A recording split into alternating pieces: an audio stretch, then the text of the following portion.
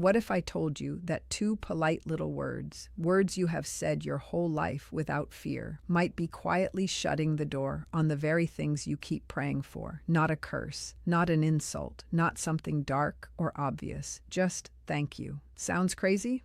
I know.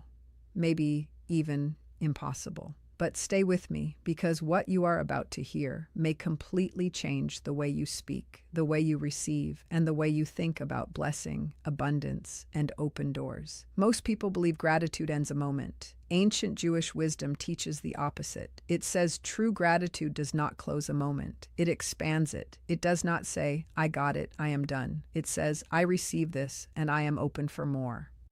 That small shift changes everything. And if you miss it, you may be stopping good things at the exact second they begin to move toward you. In this script, I am going to show you a deeper way to express gratitude, a way that feels simple but carries force, a way that turns thanks into expectation, peace into motion, and hope into a living practice. Watch closely, listen all the way through, because one sentence near the end may hit you harder than everything else. And once you hear it, you will never say thank you the same way again. Here is the idea you need to understand first. There is a right way to be grateful, and there is a weak way to be grateful. The weak way is how most people live. Something good happens. They say thank you. End of story. Full stop. Door closed. The energy of receiving stops right there. But the deeper way, the older way, the stronger way, treats gratitude like an opening, like a hand stretched wider, like a window pushed up instead of slammed shut. In this view, gratitude is not just a polite response. It is a signal. It tells heaven, life, and your own soul whether you are still open or whether you believe the flow should stop here. That is why so many people work hard, stay decent, try to think positive, say all the right things, and still feel stuck. They are grateful, yes, but they are grateful in a way that seals the moment instead of extending it. They receive a little and unconsciously announce, that is enough.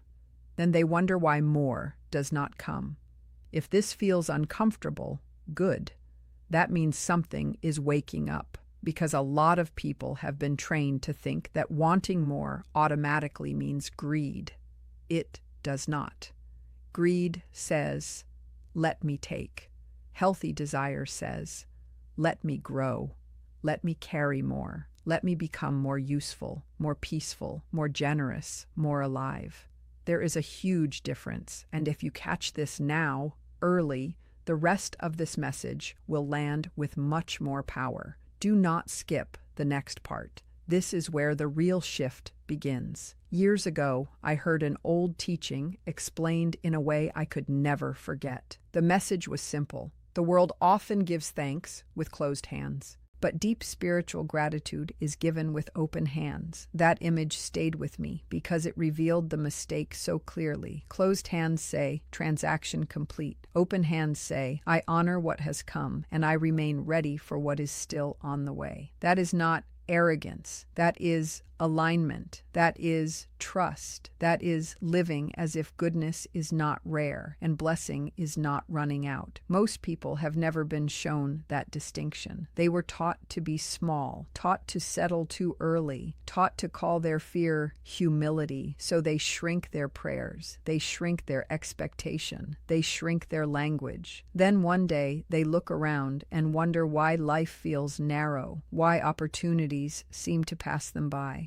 why the breakthroughs always stop just short of the door. It may not be because they are cursed. It may not be because they are lazy. It may not be because life forgot them. It may be because, in subtle ways, they have been speaking from closure instead of openness. And language matters. Repeated language shapes expectation. Expectation shapes posture. Posture shapes action. Action shapes reality. That is why gratitude is more than emotion. It is direction. It is a setting inside the soul. And when that setting changes, even slightly, the way you move through life begins to change with it. Keep listening, because in a moment I am going to show you how this plays out in everyday struggle, where the problem is not effort, but the hidden message beneath your words. Think about how many people are exhausted right now. They get up early, they work hard, they carry pressure in silence, they do the responsible thing again and again, and still the money disappears too fast. The peace never stays long. The opening never quite opens. They are trying, really trying. They are thankful for what they have. They say it all the time. They tell themselves to be content. They try not to complain, but something still feels blocked.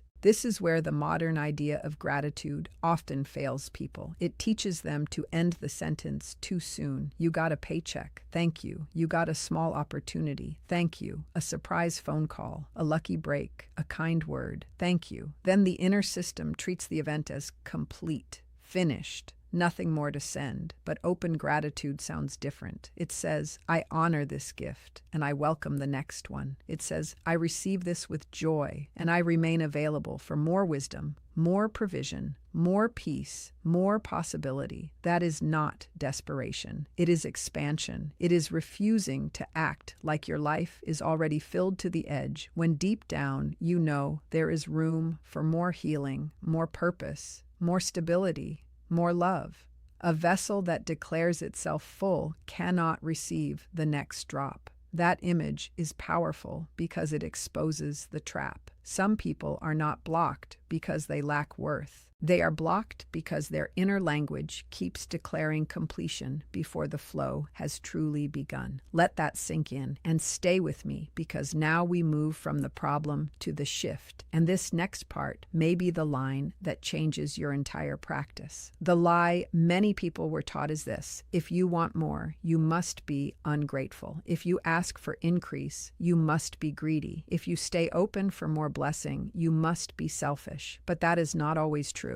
Wanting more can be clean. Wanting more peace for your home is not greed. Wanting enough money to breathe, give, build, and stop living in fear is not greed. Wanting your life to carry more meaning is not greed. The deeper question is not whether you want more. The deeper question is why. If your desire comes from hunger without conscience, that is one thing. But if your desire comes from calling, from responsibility, from the honest sense that your life was meant to hold more light than this, then that desire may be pointing you toward growth, not away from it. That is why open gratitude is so powerful. It does not reject what is already in your hand. It blesses it, but it also refuses to pretend that your story is over. It says, I am thankful and I am still becoming. That line alone can break something open inside a person, especially if they have spent years apologizing for their own potential. Too many people have been praising survival while secretly starving for transformation. Too many people have confused endurance with fulfillment. Too many people have learned how to survive dry seasons, but never how to widen the field when rain finally comes. Listen carefully. Gratitude should calm you, yes, but it should also prepare you. It should soften fear and strengthen expectation at the same time. That is the balance. That is the power.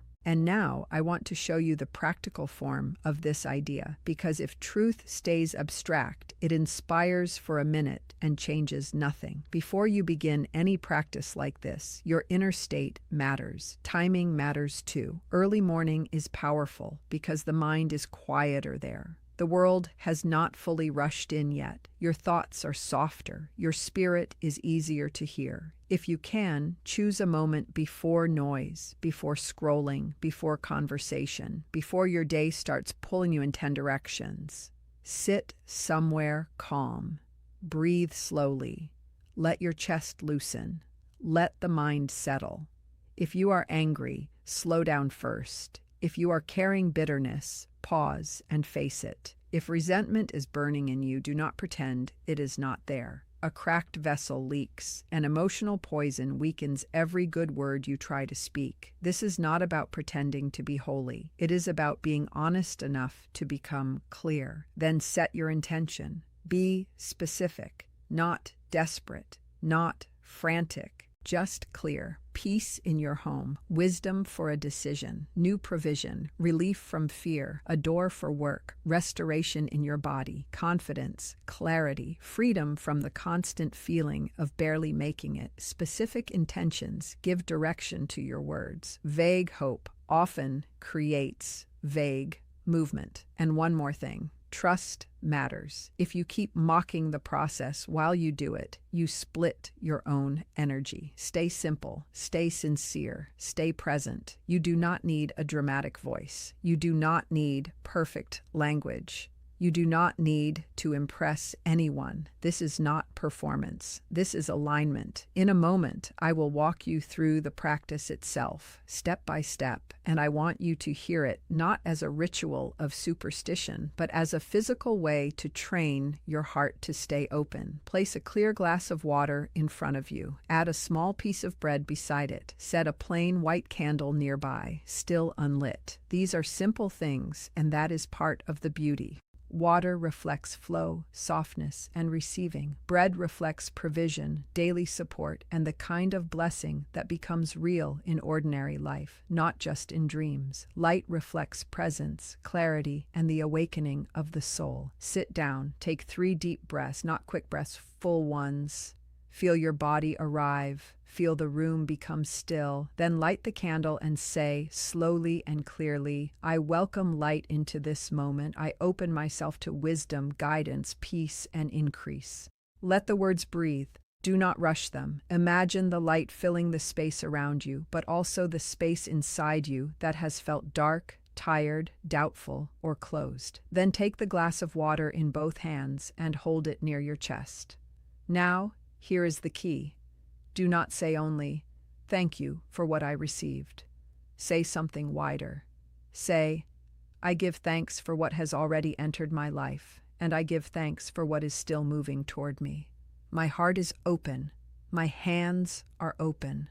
My life is open. I am ready to receive wisely, humbly, and fully. Feel the difference. One version ends the moment. This version stretches it. This version keeps the path clear. Sit with that for a few seconds. Let the words settle into you. This is not magic noise. It is focused language, and focused language, repeated with sincerity, can reshape the way a person sees, expects, and responds to life. Then take a small sip of the water. Slowly, let it be intentional. As you drink, picture openness moving through you. Picture peace replacing strain. Picture your whole inner life becoming less defensive, less tight, less braced for disappointment. You are not forcing reality. You are training receptivity. After that, lift the bread in your right hand and say, this bread reminds me that provision is real, that support is possible, and that I do not need to live as if lack is my permanent story. I receive what is here, and I open to more than I have allowed myself to expect. Then eat the bread slowly, not absent-mindedly, not like a routine, like a sign, like a choice. With each bite, release the old message that says, this is all I get. This is as far as life goes. This is enough for someone like me. Those are the hidden phrases that shut people down more than they realize.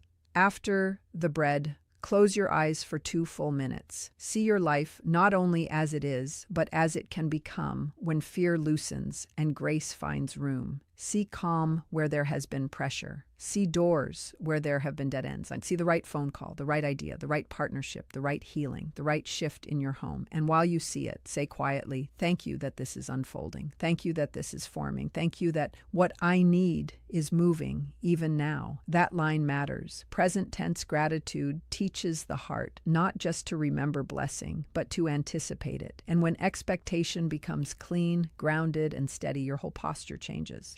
When you finish the silence, open your eyes and speak one final declaration. My gratitude is not a closed door. My gratitude is an open window. Good things flow toward me, through me, and beyond me. I receive with an open heart and open hands. Then gently blow out the candle and let the rising smoke remind you that what is spoken in sincerity does not disappear. It rises. It leaves a mark. It carries weight. Now, what happens after this matters as much much as the practice itself. Because if you do this in the morning and then spend the whole day speaking fear, repeating defeat, and announcing disaster over your own life, you undo your own work. Words spoken after the practice either protect the opening or close it again. That is why you must watch your mouth with tenderness and discipline. If trouble comes, do not lie, but do not worship the trouble with your language either. There is a difference between honesty and agreement. You can say, "This is hard," without saying, "Nothing good ever happens to me." You can say, "I need help," without saying, "I will always be stuck." You can admit pressure without turning pressure into identity. This is one of the deepest shifts. Your words teach your nervous system what to expect. Your repeated speech teaches your soul what story it is living in. That is why a lot of people pray for one thing and then speak the opposite over themselves all day long. It creates inner conflict. So protect the tone of your day. Keep it real, keep it open, and do not miss the next part, because there are a few warnings here that can save you from turning a strong practice into an empty routine. First warning, do not do this practice while feeding hatred. If you are secretly wishing harm, replaying revenge, or enjoying bitterness, stop and clear that first. A bitter heart twists the whole atmosphere. Second warning, do not rush to announce your practice to everyone. Let it breathe in private for a while, not out of fear, but out of wisdom. Some things grow stronger in quiet before they are exposed to other people's doubt, jokes, or careless energy. Third warning, do not turn this into mechanical repetition. The power is not in saying pretty words with dead attention. The power is in living them for a few real minutes every day. If you are distracted, slow down. If you are numb, be honest and begin anyway. If you feel nothing at first, keep going without forcing emotion. Depth often builds quietly before it becomes visible. And here is another important addition. After the practice, look for small openings the same day. Send the message, return the call, write the idea down, apply for the opportunity, clean the space you work in, finish the task you have been delaying. Open gratitude is not passive. It prepares you to cooperate with the answer when it appears. Many people ask for doors and then ignore the handle. They ask for change and then refuse movement unless it arrives in dramatic form. But blessing often enters through ordinary action, through one conversation, one repaired habit, one brave step, one clear decision, one quiet yes. Do not expect only fireworks. Watch for patterns, watch for timing, watch for the unusual piece that shows up before the visible shift. Those are often the first signs that something real has started moving. Some people will feel lighter within a day. Not because every problem vanished, but because something inside stopped gripping so hard. Others may notice a new calm in the chest, a little less panic, a little more space to breathe, a little more trust. That matters. Inner change is not fake change. It is often the first wave. Then practical things may begin to shift. A delayed payment comes through. An overdue conversation turns helpful. An idea appears at the right hour. A contact you forgot about reaches out. A burden gets reduced. A path that looked dead becomes usable again. Sometimes the shift is external first. Sometimes it starts inside and then ripples outward. Either way, pay attention. Do not dismiss every opening because it did not arrive in the exact shape you imagined. Many people miss the answer because they only recognize blessing when it is dramatic. But guidance can be subtle. Relief can arrive quietly. Provision can begin as a seed, not a finished harvest. This is why attention matters. Open gratitude sharpens attention. It teaches you to live alert, not paranoid, receptive, not desperate, expectant, not demanding. That is a very powerful balance. And let me say this clearly. This practice is not a trick to control life. It is a way to come into better agreement with life, with faith, with possibility, with the deeper truth that scarcity does not have to rule your inner world forever. Hold that thought, because the emotional reason many people fail here is about to come into focus. And if you catch it, you may finally understand what has been draining your strength for years. A lot of people have been saying thank you from a place of fear, not faith. They use gratitude almost like a survival rule. I should not ask for more. I should not hope for too much. I should be careful. I should stay small. I should accept less and call it maturity. But hidden inside that attitude is often exhaustion, disappointment, and the fear of wanting something that might not come. So they protect themselves by lowering expectation. They call it wisdom. Sometimes it is just wounded caution. They do not want to be hurt again, so they stop opening fully. They stop stretching their hands out. They stop allowing joy to imagine a larger future. And then over time, their gratitude becomes defensive, polite but defensive, soft on the outside, closed on the inside. If that is you, do not shame yourself for it. Just notice it, because the moment you notice it, you can begin to change it. You can begin to speak from courage again, even if it is only in small pieces at first. You can say, I am thankful and I am still open. You can say, I honor what is here and I do not believe my life is finished. You can say, I have known lack, but lack does not get the final word. Those are strong sentences. They wake something up. They remind your spirit that openness is not foolish when it is rooted in wisdom. It is necessary, and this is why the language of open gratitude matters so much. It gives you a way to remain thankful without shrinking, hopeful without pretending, and receptive without becoming passive. That balance is rare, but once you feel it, you will not want to lose it. There is also something else people need to hear. Openness is not only about money, though money pressure is real and heavy for many people. This reaches farther. It touches relationships, health, purpose, creativity, confidence, peace of mind. Some people do not need only a financial break. They need the courage to feel alive again. They need to stop speaking over their life like it is a hallway with no doors left. They need to stop thanking life for crumbs while believing the table is reserved for everyone else. The deeper power of this practice is that it retrains the heart to receive on every level. You begin to notice beauty again. You begin to notice timing.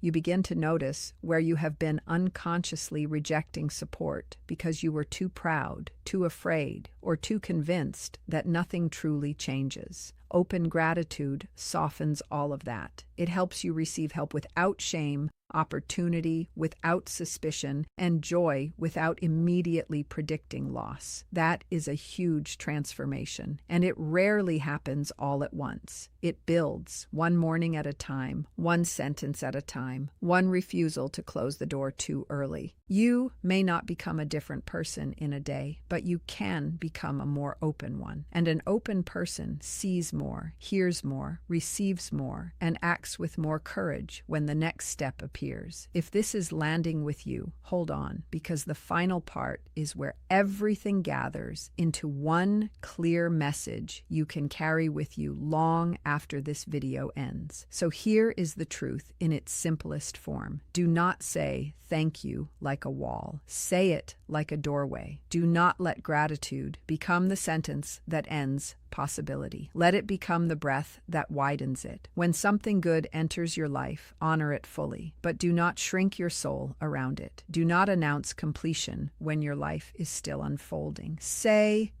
I am grateful for this, and I remain open. Say, I receive this with joy, and I welcome the next right thing. Say, I am not closed. I am not done. I am not at my limit. That is the new sound. That is the shift. That is the new look this message was trying to give you all along. Gratitude that blesses what is here while making room for what is next. Gratitude with expectation. Gratitude with breath in it. Gratitude with a future attached to it. And if you practice that not once, not casually, but sincerely and repeatedly, you may be surprised by how much changes in the weeks ahead. Not only around you, but inside you. Your posture will change. Your speech will change. Your attention will change. Your decisions will change. And from there, your life can begin to change too. So the next time you are about to say thank you, pause for 1 second. Feel your hands. Feel your chest. Notice whether you are closing or opening. Then speak from the open place, because sometimes the smallest shift in language becomes the first crack of light through a door you thought was locked. And once that door starts to move, everything can begin to move with it.